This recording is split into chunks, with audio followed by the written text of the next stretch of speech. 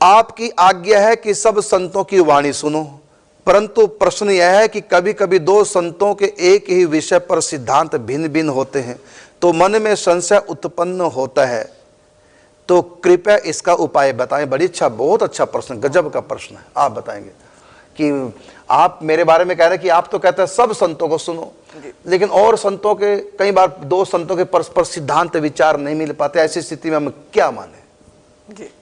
किसको माने, प्रमाण किसको माने जी? संशय का निवारण का। बहुत अच्छा प्रश्न जी। हम भागवत जी के ग्रंथ में जब भाष्य लिखा है तो उसमें बहुत अच्छी व्याख्या है। बोले श्रद्धा किसे कहते हैं, तो उसमें आया गुरु वाक्येषु विश्वास इति श्रद्धा न। गुरु के वाक्यों में ही विश्वास करना श्रद्धा नहीं है। फिर कहा शास्त्र वाक्येषु विश्वास इति श्रद्धा न, वो भी श्रद्धा नहीं, वो भी श्रद्धा नहीं है। शास्त्रों के वचनों में विश्वास कर लेना श्रद्धा नहीं है। तो फिर किसमें श्रद्धा है? तो कह रहे हैं शास्त्र गुरु वाक्येषु विश्वास इति श्रद्धा। बिल्कुल, यानी शास्त्र और गुरु दोनों के वचन मिल रहे हो तो उसमें विश्वास करना ही श्रद्धा है। बहुत सुंदर। क्या कहा है? केवल संत की बात पे पूरा विश्वास नहीं, केवल ग्रंथ की बात पे पूरा विश्वास नहीं। कौन सी पे विश्वास करें? जब संत की बात ग्रंथ से मेल खाते हो, ग्रंथ की बात जब संत कहते हो, दोनों का मिश्रण होगा तो उस बात पे आप विश्वास कीजिए। इसलिए आपका प्रश्न का उत्तर बड़ा सुंदर दिया है कि आप जिस संत को भी सुन रहे हैं तो वो, क्योंकि संतों में एक नियम होता है, जब प्रवचन सिखाए जाते हैं तो जैसे मैं इनको सिखाता हूं, समझाता हूं कि कभी भी प्रवचन करो तो तीन बातें होनी चाहिए। यही बात जो अभी बता रहे हैं। कौन सी बात?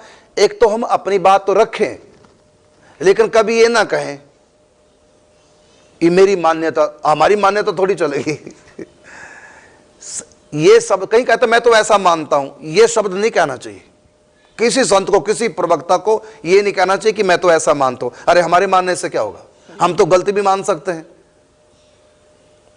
तो पहली बात तो है कि जो भी हम बात कह रहे हैं, एक तो उसका प्रमाण दो, किस ग्रंथ में लिखी ये बात है। एक तो प्रमाण दो, कोई श्लोक बोलकर, कोई दोहा बोल के, छंद चौपाई सोरठे, जो भी हमारे ग्रंथों में मान्यता प्राप्त जो ग्रंथ हैं, उन ग्रंथों से दोहा, छंद, सोरठा, श्लोक, मंत्र आदि सुनाओ साथ में। देखो ये बात इस जगह लिखी। पहली बात प्रमाण दो, और दूसरी बात उदाहरण भी दो, अर्थात किसके जीवन में ऐसी घटना घटी है, कोई ना कोई संत का, भगत चरित्र का कोई ना कोई एक उदाहरण दो।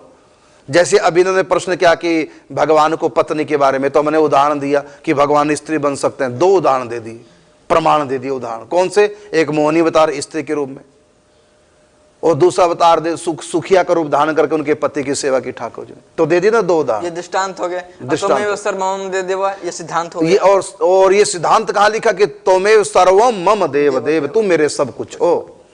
तो उदाहरण भी, श्लोक भी दे दिया और साथ में दिया। तो प्रवचन में तीन बातें होनी चाहिए कि अपनी बात जब भी हम रखें तो पहले तो हम ये बताएं कि अमुक श्लोक उस बात का मंडन कर है, और दूसरा वो श्लोक जिसके जीवन में आया वो दृष्टांत, वो उदाहरण भी साथ में दो। दूसरी बात, और तीसरी बात है यदि हमने सुनी हुई बात हम कह रहे हैं तो कह दें हमने ऐसा सुना है। समझे ना बात को? और जब हम ये कहें कि मेरा मानना है ऐसा, अगर ये शब्द कहें, वहां ये शब्द जरूर कहना चाहिए कि ये मेरा अपना व्यक्तिगत हुआ है बात, मैं ऐसा मानता हूं, बाकी जरूरी नहीं कि मैं ठीक मान रहा हूं कि नहीं मान रहा हूं। कई बार मेरे प्रवचन में आप देखते होंगे ये बातें। तो ये तीन बातें हमारे प्रवचन में होनी चाहिए, तभी प्रवचन ठीक माना गया है। यदि हम बिना उदाहरण के और बिना ही उसके दृष्टांत के और बिना ही श्लोक के कोई बात कह रहे हैं कि ये बात ऐसी है, तो हमारे संत जो होते हैं, विद्वान लोग, वो कहते हैं मूर्ख बना रहे हैं। उदाहरण जरूर है।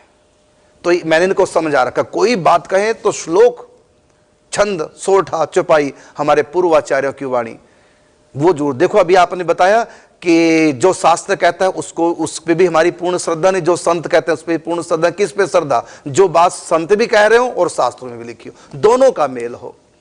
और इस बात में कि दोनों शास्त्र की बात है। जैसे मैंने उदाहरण के लिए, इन्होंने कहा कि पानी लाओ और मैंने कह दिया नहीं लाना, अब यहां दो आज्ञा हो गई। ये भी संत मैं भी संत, और आज्ञा दी, आपने कह दिया पानी लाना महाराज जी के लिए, मैंने कह दिया नहीं लाना। बताए किसकी बात मानेंगे? दोनों संत हैं।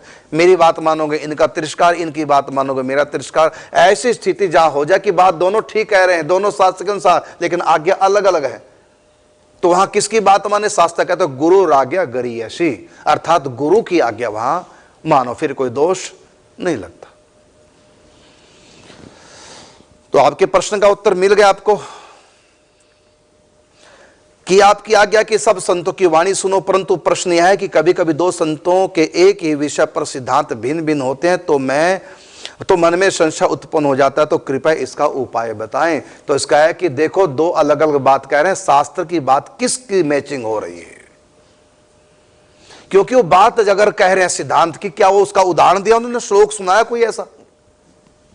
क्या उन्होंने श्लोक सुनाया या किसी संत के जीवन में ऐसी घटना घटी, कोई दृष्टांत दिया? और दूसरे संत का देख लिया आपने कि दृष्टांत भी दिया और श्लोक भी साथ में सुना कि देखो ये अर्थ वहां लिखा है, तो आप किसकी बात मानेंगे? जबकि सिद्धांत दोनों के अलग अलग कह रहे हैं। किसकी बात मानेंगे? जिसके साथ शास्त्र की मैचिंग हो रही है। ये इसका उत्तर है।